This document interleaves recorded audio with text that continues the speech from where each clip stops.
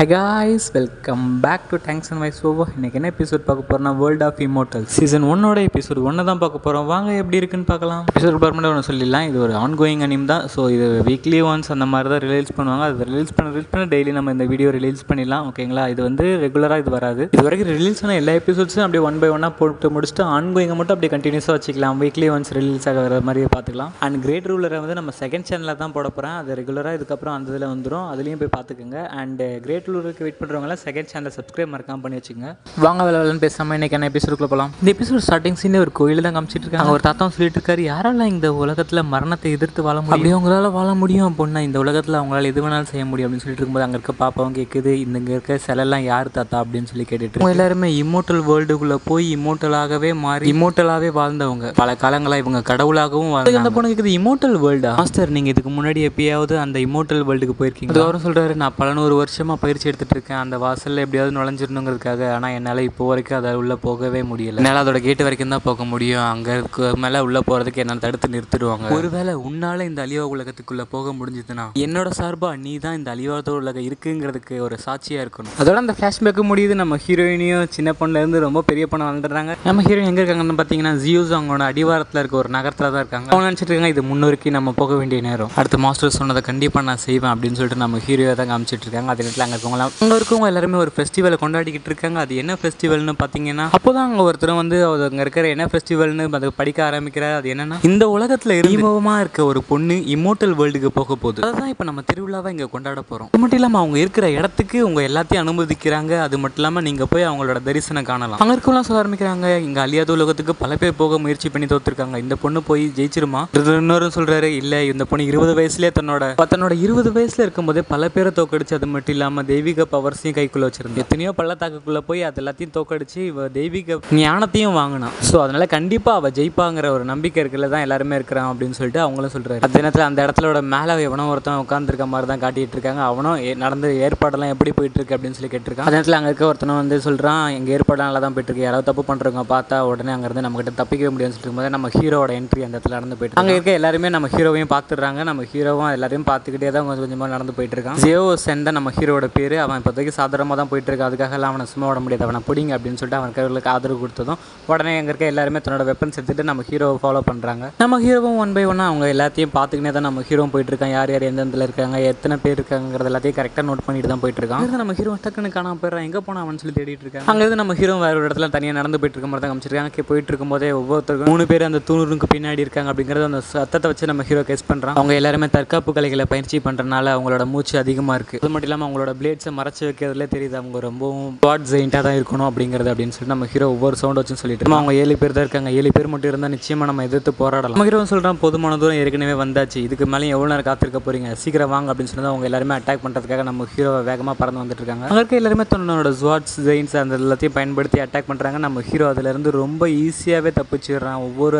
ஸ்வாட்ல இருந்து ரொம்ப ஈஸியாகவே தப்பிக்கிறான். இருக்கிற பலவிதமான பொருளை போட்டு அந்த எட்டமே தீப்பிடிச்சி எரிய ஆரம்பிக்குது. நம்ம ஹீரோவும் அதில் சும்மா மாசாக வந்து நிற்கிறான். அது மட்டும் இல்லாமல் ஒரு பேம்பு குச்சி நம்ம ஹீரோட கைக்கு வந்துருக்கு. டிராகன் குடும்பத்தை சேர்ந்த ஒரு குற்றவாளி தான் நீ, இங்கே ஒரு தெய்வீக பொண்ணுக்கு தீங்கு கொடுக்கலாம்னு நினச்சி நாங்கள் விட்டுருவோம் நினைக்கிறீங்களா அப்படின்னு சொல்லிட்டு தான் அங்கே இருக்கவங்கலாம் பேசிட்டு இருக்காங்க. அவங்க எல்லாருமே யாருன்னு சொல்கிறாங்க, அவங்க எல்லாருமே ஒரு சோல்ஜர்ஸ், இந்த இடத்த பாதுகாக்கிற சோல்ஜர்ஸ். தெய்வீக கண்ணியின் ஆணைப்படி இந்த இடத்துலயே நீங்கள் உங்களோட உயிரை விடணும் அப்படின்னு சொல்லிட்டு அவங்களை அட்டாக் பண்ணுறதுக்கு நம்ம ஹீரோ கிட்ட வேகமாக தன்னோட ஜோட தூக்கிட்டு வராங்க. நம்ம ஹீரோவும் பேம்பூஸ்ல நெருப்பு வச்சுட்டு அடிக்கிறான். கொஞ்சம் என்னை தொட்டு பாருங்கடா, அதுக்கப்புறம் என்ன கொள்ளலாம் அப்படின்னு சொல்லிட்டு எல்லாரையும் வேற மாதிரியா நம்ம ஹீரோ போட்டு அடிக்க ஆரம்பிக்கிறான். அவங்க உடம்பெல்லாம் தீப்பிடிக்குது. ஏன்னா அந்த லெவலுக்கு நம்ம ஹீரோ பவர்ஃபுல்லாக அட்டாக். ஹீரோ கைத்துக்குன்னு ஹீரோட கைக்கு அவனோட ஜுவாடும் வந்துடுது. அதை வச்சுக்கிட்டு நம்ம ஹீரோவும் ஆப்போசிட்டில் இருக்கவனும் வந்துடும். அவனோட ஜுவாட் எடுத்துகிட்டு அவ்வளோ தைரியமாக இருந்தால் அவன் என்னோட ஆளே அட்டாக் பண்ணுவேன் அப்படின்னு சொல்லிட்டு அவனை அட்டாக் பண்ணுறதுக்காக வந்துட்டு இருக்கான். நம்ம ஹீரோவுக்கும் அவனுக்கும் செம்மையாக சண்டை போயிட்டு இருக்கு. இந்த பொண்ணோட மரணத்துக்கு எனக்கு எந்த சம்மந்தமும் இல்லைல்ல, அப்புறம் எதுக்கு என்ன குற்றவாளின்னு சொல்கிறீங்க, இன்னைக்கு இந்த நிமிஷம் நீங்கள் எல்லாருமே சாகணும் அப்படின்னு சொல்லிட்டு நம்ம ஹீரோ அவன் கழுத்தில் கத்தி வச்சது, நீ என்னை கொண்டுட்டு நான் கண்டிப்பாக பிரின்சஸ் ஒன்று சும்மா விட மாட்டாங்கன்னு சொல்லி அவனும் சொல்கிறான். அவனை விட்டுட்டா மட்டும் இங்கே இருக்க எல்லாரும் என்னை விட்டுட்டு போயிட போகிறாங்களா என்ன அப்படின்னு சொல்லிட்டு நம்ம ஹீரோ அவனோட கழுத்தை சதக்குன்னு அறுத்துடுறான். ஏன்னா அவனை அந்த இடத்துலயே கொண்டு முடிச்சிடுறான். நம்ம ஹீரோவும் யோசிக்காம மட்டும் இல்லாமல் வந்த எல்லாத்தையும் நம்ம ஹீரோ கொண்டு கும்பிச்சு வச்சிருக்கான். அவங்க எல்லாத்தையும் கொண்டு முடிச்சு கொஞ்ச நேரத்திலேயே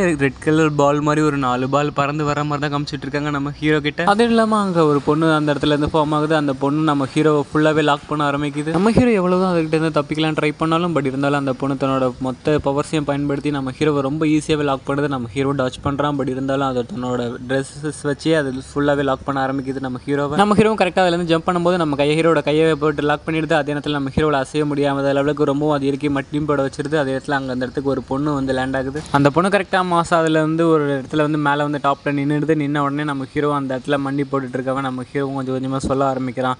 அந்த பொண்ணு இறந்ததுக்கும் எனக்கு எந்த சம்மந்தமும் இல்லை, நான் இங்கே வந்தது இங்கே நடக்கிற ஃபெஸ்டிவலுக்காக தான், மற்றபடி நான் இங்கே பிரச்சனை பண்ண வரல. இந்த பொண்ணு அந்த மலையிலேருந்து விழுந்தது எனக்கும் அதுக்கும் சம்மந்தம் இல்லை, அது ஒரு தற்செயலாக நடந்தது. இந்த பொண்ணு நம்ம ஹீரோ நினச்சிட்டு இருக்கா இந்த பொண்ணு ரொம்பவும் பலமாக தான் என்ன லாக் பண்ணியிருக்கு, இதுக்கு மேலே என்னால் இதுலேருந்து தப்பிக்காமல் இருக்க முடியாது அப்படின்னு சொல்லிட்டு நம்ம ஹீரோவும் தன்னோட பவன்ஸை பயன்படுத்த ஆரம்பிக்கிறான். பட் இருந்தாலும் நம்ம ஹீரோ ரொம்பவும் லாக்காக இருக்கனால நம்ம ஹீரோவில் சுத்தமாகவே முடியல. நம்ம ஹீரோ இதுக்கு மேலே விட்டால் வேலை கேட்காதுன்னு சொல்லிட்டு தன்னோட பவர்ஸை ரிலீஸ் பண்ண ஆரம்பிக்கும். ஹீரோவில் தன்னோட பவர்ஸை ரிலீஸ் பண்ண அந்த கொஞ்ச நேரத்துலேயே போட்டிருந்த அந்த லாக் எல்லாமே ஆட்டோமேட்டிக்காக பிரேக் ஆக ஆரம்பிக்குது. ஏன்னா அவனை சுற்றி ஒரு பெரிய பிளாஸ்டே ஆகுது. ஏன்னா அந்த லெவலுக்கு பவர்ஸ் நம்ம ஹீரோ ரிலீஸ் பண்ணுறான். சுற்றி இருக்க எல்லாத்துக்குமே ரொம்பவும் ஷாக் ஆகுது. நம்ம ஹீரோ லாக் பண்ண சொல்லியிருந்த அந்த பிரின்சஸும் அவங்களும் அதை பார்த்துட்டு ரொம்பவும் ஷாக் ஆகுறாங்க. என்னன்னு பார்த்தீங்கன்னா நம்ம ஹீரோ ஒரு தற்காப்பு கலையை பயிற்சி பண்ணியிருக்கான் அப்படின்னு சொல்லிட்டு. அதே நேரத்தில் அவளை அட்டாக் பண்ணுறதுக்கு நம்ம ஹீரோ வேகமாக வரும்போது ஜஸ்ட் ஒரு சின்ன மூமெண்ட்லேயே அதை தப்பு. அதுலேருந்து அவள் சின்னதாக ஒரு அட்டாக் தான் வைக்கிறா. அதுலேருந்து நம்ம ஹீரோ பின்னாடி தள்ளப்படுறான். நம்ம ஹீரோ ஆனாலும் விட்டு கொடுக்காம திரும்பவும் போய் அட்டாக் பண்ணுறதுக்காக நம்ம ஹீரோ தன்னோட பவர்ஸ் எல்லாத்தையும் கேதர் பண்ணிட்டு போயிட்டு இருக்கான். பட் இருந்தாலும் நம்ம ஹீரோ திரும்ப அடி தான் வாங்குறான். ஏன்னா அந்த பவனோட பவர்ஸ் அந்த லெவலுக்கு ரொம்ப அதிகமாக இருக்குது. இதுக்கு மேலே விட்டுக்க முடியாதுன்னு சொல்லிட்டு அந்த பொண்ணு வேகமாக அட்டாக் பண்ண வரையில் நம்ம ஹீரோட முன்னாடி வந்தது டக்குன்னு அந்த இடமே ஃப்ரீஸ் ஆக ஆரம்பிக்குது. எல்லாருமே அங்கே மூவ்மெண்ட் எல்லாமே ஸ்டாப் ஆகிடுது. யாருமே நகரமில்ல. ஒரு பொண்ணு தான் அங்கே அழகாக நடந்து வந்துட்டு அவங்க நடந்து போயிட்டு இருக்கும்போது நினச்சிட்டே தான் போயிட்டு இருக்காங்க. இந்த காலம் ரொம்ப அழகானது. இது எல்லாராலையும் இருந்து அனுபவிக்கவே முடியாது. இது எல்லாத்துக்குமே ஒரே ஒரு சந்தோஷம் தான், ஒரே ஒரு மகிழ்ச்சி அப்படிங்கிற அந்த ஒரு வார்த்தையிலே இவங்க எல்லாத்தையும் அடைச்சிடுறாங்களான்னு கேட்டால் அது எதுவுமே நடக்காத விஷயம். நல்லா வாழ்றதுங்கிறது அவங்களோட வாழ்க்கையோட நினைப்பில் தான் இருக்குன்னு சொல்லிட்டு நம்ம ஹீரோ வந்ததுலேருந்து காப்பாற்றி விட்டுட்டு அங்கேருந்து அவங்களும் கிளம்புறாங்க. அவங்க கிளம்புன அந்த கொஞ்ச நேரத்துலேயே அந்த இடம் ஃபுல்லாகவே பழையபடி யூஸ் ஆக ஆரம்பிக்குது. நம்ம ஹீரோவும் அந்த இதுலேருந்து அட்டாக்லேருந்து தப்பிச்சிடறான். அந்த பொண்ணுக்கும் ரொம்ப ஷாக்கு, இவன் எப்படி என்னோட லாஸ்ட் அட்டாக்லேருந்து தப்பிச்சான் அப்படின்னு. நம்ம ஹீரோ டக்குன்னு அதுலேருந்து தப்பிச்சா போதுன்னு சொல்லிட்டு தப்பிச்சு ஓடிடுறாங்க. இருந்து அங்கே இருக்க எல்லாருமே அவங்க கிளம்பிட்டாங்க. அவங்க இப்போ காடாக மாற போகிறாங்க, இமோட்டல் வேர்ல்டுக்கு போக போகிறாங்க அந்த காட் அப்படின்னு சொல்லிட்டு எல்லாருமே பேசிகிட்டு இருக்காங்க. ஆனால் கண்டிப்பாக போயிடுவாங்களா அப்படின்றதுக்கு இது வெயிட் பண்ணி தான் பார்த்தவொன்னே அடுத்து என்ன நடக்க போகுதுங்கிறது யாருக்குமே இன்னும் தெரியலன்னு சொல்லிட்டு எல்லாருமே பார்த்துக்கிட்டு இருக்காங்க. அதே நேரத்தில் அந்த பொண்ணு அங்கே வந்துட்டு அந்த இடத்துல வந்துடுது. அந்த கொஞ்சம் நேரத்துலேயே அங்கே இருக்க அந்த படிக்கட்டை ஓப்பன் பண்ண போகுது. அதே நேரத்தில் என்னன்னா அந்த இமோட்டல் வேர்ல்டுக்கு ஒரு சீல் இருக்குது. அந்த சீல் எப்படியாவது பிரேக் பண்ணணும் அப்படின்னு சொல்லிட்டு அந்த பொண்ணு தன்னோட ஜுவாட் எடுத்து அந்த பொண்ணு இதுதான் சரியான நேரமாக இருக்கும், இதுதான் நான் இப்போ ஆரம்பிக்கிறதுக்கு சரியான நேரமாக இருக்கும்னு சொல்லிட்டு அந்த சீலை பார்த்துட்டு அந்த தன்னோட ஜுவாடையும் எடுத்து சீல் பிரேக் ஆகட்டும், இமோட்டல் வேர்ல்டு சீல் பிரேக் ஆகட்டும்னு சொன்னதுமே அதுலேருந்து ஒரு மின்னல் மாதிரி போய் அந்த இமோட்டல் வேர்ல்டு சீலில் பட்டு அந்த கொஞ்ச நேரத்தில் அந்த ஷீல்டு ஃபுல்லாகவே நொறுங்கி அது நொறுங்கின கொஞ்ச நேரத்துலேயே அந்த இடத்துல கோல்டன் கலரில் ஒரு அரண்மனையே தெரியுது. அது மட்டும் இல்லாமல் அது பக்கத்துலேயே 2 காவலர்களும் அங்கே அதில் சமனாக ஆரம்பிக்கிறாங்க. நாங்கள் அதாவது அந்த இடத்துல ப்ராடக்ட் கொடுக்கறதுக்கு யார் உள்ளே போகணும் யார் உள்ளே போகக்கூடாதுங்கிறதுக்கான சரியான அனுமதிக்கு. அது மட்டும் இல்லாமல் படிக்கட்டு அங்கே வந்துடுது. ஒவ்வொரு படிக்கட்டில் நீ ஏறும்போது உன்னோட ஒவ்வொரு ஃபீலிங்ஸையும் செக் பண்ணும். அதே நேரத்தில் நீ எந்த ஒரு இதுலையும் கவனத்தை குதிர விடாமல் உள்ளே வரணும். ஒரு நிமிஷம் உன்னோட கவனத்தை நீ சதுர விட்டுட்டாலும் இந்த சரியான பாலம் முழுசாக உடஞ்சி நொறுங்கிடும். அதுக்கப்புறம் உன்னால் எப்போவும் இது மேலே ஏறி வரவே முடியாதுன்னு சொல்கிற மாதிரி தான் காமிச்சிருக்காங்க. அதே நேரத்தில் நம்ம ஹீரோ கீழே ஓடிட்டு இருக்கான். அந்த பொண்ணு அட்டாக் பண்ணுறதுக்காக வந்துட்டு இருக்கு. சரியான நேரம் வந்துருச்சு, அவங்க இப்போ மேலே ஏற போகிறாங்கன்னு சொல்லி நம்ம ஹீரோ பார்த்துட்டு இருக்கோம். என்னானாலும் சரி நான் என்னோட கவனத்தை சிதற விடவே மாட்டேன் அப்படின்னு சொல்லிட்டு அதுவும் அந்த படிக்கட்டில் ஏறி போயிட்டு இருக்கு. அந்த பொண்ணு பார்க்கறதுக்கே ரொம்ப அழகாக இருக்குது. அந்த படிக்கட்டு ஐஸ் கட்டியால் உருக்கப்பட்டு இது என்னோட பல நாள் கனவு, கண்டிப்பாக இதை நொறுங்க விட மாட்டேன், கண்டிப்பாக நான் எப்படியாவது அந்த இடத்துக்கு டாப்புக்கு போயே தீருவேன் அப்படின்னு சொல்லிட்டு அந்த பொண்ணு நடந்து போயிட்டு இருக்கும்போதே திடீர்னு ஒரு பின்னாடி இந்த ஒரு சத்தம் கேட்டனால அந்த பொண்ணோட கந்தவான சதறிடுது. அந்த கவர்ன சதறின கொஞ்ச நேரத்துலேயே அங்கே மேலே இருந்த அந்த கொடியன்ஸ் எல்லாரும் என்ன பண்ணுறாங்கன்னா அந்த பாலத்தை நொறுக்கிறாங்க. ஐஸ் கட்டியில் இருக்கிறனால அவங்க பட்ட அந்த வெப்பன் பட்ட அடுத்த செகண்ட் அந்த மொத்தமாக நொறுங்கிடுது. அந்த பொண்ணு மேலே இருந்து கீழே விழ ஆரம்பிக்குது. அதை பார்க்குற நம்ம ஹீரோலேருந்து சுற்றி இருக்க எல்லாருமே போச்சு, அவ்வளோதான் முடிஞ்சிருச்சு அந்த படிக்கட்டு, அதில் எல்லாத்துலேயும் அவள் தோர்த்துட்டா அப்படின்னு சொல்லிட்டு எல்லாருமே நினச்சிட்டு இருக்காங்க. நம்ம ஹீரோவும் அதை பார்த்துட்டு இருக்கான். பட் இருந்தாலும் நம்ம ஹீரோ பார்த்துட்டு இருந்தாலும் அந்த பொண்ணு அப்போசிட்டில் இருக்க பொண்ணு ஃபைட் பண்ணிட்டு இருக்கனால நம்ம ஹீரோ அதுக்கு டிஃபெண்ட் பண்ணிட்டு இருக்கான். விழுந்துட்டு இருக்கும்போது அந்த பொண்ணு அப்போ அவ்வளோதானா எல்லாமே முடிஞ்சிருச்சா, இது வரைக்கும் நான் பட்ட கஷ்டம் எல்லாமே வீணாயிடுச்சா அப்படின்னு சொல்லிட்டு ரொம்பவும் ஃபீல் பண்ணிட்டு தான் கீழே விழுந்துட்டு இருக்கு. அந்த எல்லாத்தையும் நினச்சி பார்த்துக்கிட்டு அதே நேரத்தில் ஒரு பக்கத்தில் நம்ம ஹீரோ ஃபைட் பண்ணிட்டு இருக்கதையும் காட்டிட்டு இருக்காங்க. நம்ம ஹீரோ ஒரு மீட்டுக்கு மேலே பொறுமையாக தாங்க முடியாமல் தன்னோட பவர்ஸை மொத்தமாக ரிலீஸ் பண்ணி அந்த பொண்ணை அட்டாக் பண்ண ஆரம்பிக்கிறான். அது ஒரு இக்கட்டான ஒரு இடத்துல வந்து லாக் ஆயிடுறான். அதே நேரத்தில் அந்த பொண்ணும் அந்த அட்டாக் பண்ண அடுத்த நிமிஷம் நம்ம ஹீரோவும் கீழே விழுற லெவலுக்கு போயிடுறான். அந்த பள்ளத்துலேருந்து அந்த 2 பேருமே அந்த பொண்ணு நம்ம ஹீரோ விழுகுறாங்க. அது மட்டும் இல்லாமல் அந்த ஆப்போசிட்டில் கீழே விழுந்த அந்த பொண்ணு பறவை மேலே ஏறி பறந்து வந்துகிட்டு இருக்கு. நான் எப்படினாலும் சரி இந்த இதில் விட மாட்டேன், தோக்கவும் மாட்டேன், இமோட்டல் வேர்ல்டுக்கு எப்படியும் போயாவேன் அப்படின்னு சொல்லிட்டு அதில் பறந்து வந்துட்டு இருக்கு. அங்கே இருக்க காட்ஸ் எல்லாம் எப்படி உன்னால் இதில் வர முடியுது, நீ எப்படி இதை பண்ண அப்படின்னு சொல்லிட்டு இருக்கும்போதே இதில் நான் ஜெயிக்கணுங்கிற என்னோட எண்ணம் யார் நினச்சாலும் என்ன தடுக்கவே முடியாதுன்னு சொல்லிட்டு தன்னோட ஜுவாட் எடுத்து அங்கே இருக்க அந்த 2 காடியையும் போட்டு தள்ளிடுறான். அது ஒரு போட்டு தள்ளி மட்டும் இல்லாமல் அவள் இமோட்டல் வேர்ல்டுக்குள்ளேயும் போயிடுறா. அதே நேரத்தில் நம்ம ஹீரோ ஹீரோவும் அந்த பொண்ணும் நம்ம போவோம் கீழே விழுந்துட்டு இருக்கும்போது கூட ஃபைட் பண்ணிகிட்டே தான் போயிட்டுருக்காங்க. அதோட அந்த சீனை கட் பண்ணிட்டு வேறு ஒரு இடத்துல தான் காமிச்சிட்ருக்காங்க.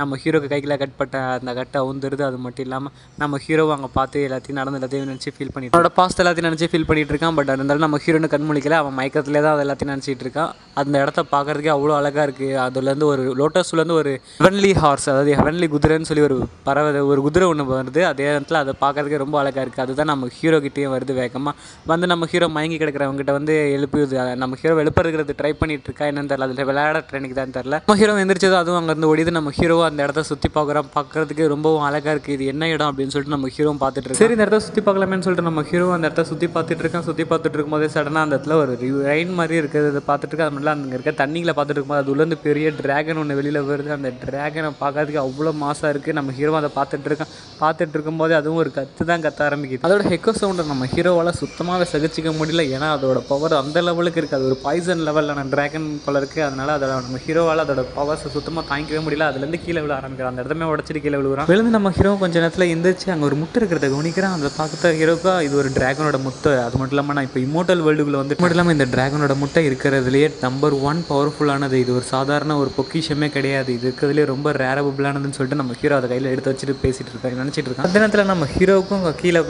நடந்து போயிட்டே இருக்கும்போது கீழே தான் பார்க்குறான். அங்கே பார்க்குற இடத்துல நம்ம ஹீரோக்கு என்ன கிடைக்குதுன்னா அந்த பொண்ணோட அந்த மாஸ்க் கிடைக்குது. அதை பார்த்து நம்ம ஹீரோக்கும் அவளை இங்கே இப்போ வந்திருக்காளா அப்படின்னு சொல்லிட்டு நினச்சிட்டு இருக்கான். சரி அப்போ நம்ம இங்கேருந்து சீக்கிரமாக கிளம்பணும் அப்படின்னு சொல்லிட்டு நம்ம ஹீரோ அங்கேருந்து வேகமாக கிளம்பும்போது மேலே மரத்துலேருந்து ஒரு பொண்ணு பேசிகிட்டு இருக்கு.